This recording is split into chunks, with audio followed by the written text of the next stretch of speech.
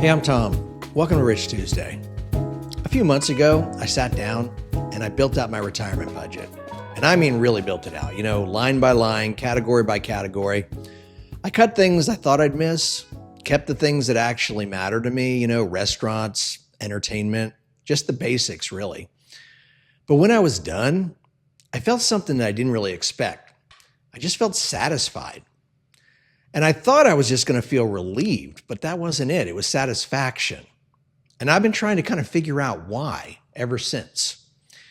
Because on paper, that budget, it's kind of tight-ish, It's not extravagant by any means. There's no Europe trip built in, no bucket list line item. And yet, when I think about it, nothing I actually care about is restricted. Nothing really. I think a lot of people, they're going to hit retirement carrying that big 2-income lifestyle, and they're going to try to cram it into a 1-income fixed retirement budget. And I think it's going to be a recipe for anxiety, chronic, won't go away kind of anxiety. Because when I think about this, really, it's not really a math problem. It's a values problem. You can't solve it with a spreadsheet if you haven't figured out what you're actually trying to buy.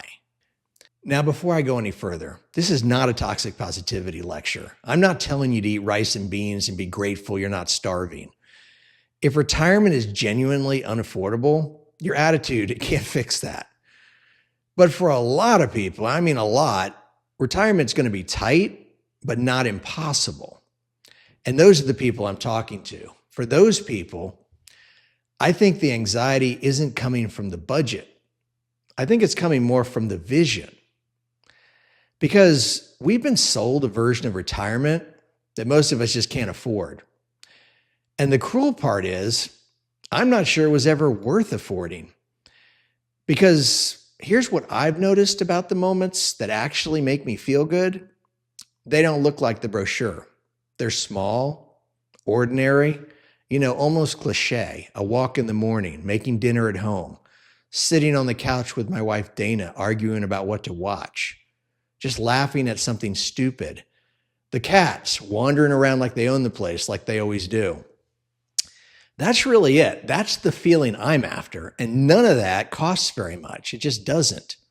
And I'm not saying trips and the big experiences are bad. Not, of course not.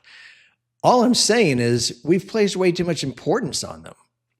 If you actually weigh their value against like happiness and peace and contentment, I think they rank pretty low against my cats. Your life isn't those moments anyway. Your life is a Tuesday, a random Tuesday. What your day feels like when nothing special is happening. And if that part isn't good, then no amount of big experiences is going to fix it. So what if instead of spending weeks planning a trip to Europe, you actually spent your time planning your Tuesdays? Because retirement isn't that trip, is it? It's the next 1,000 Tuesdays.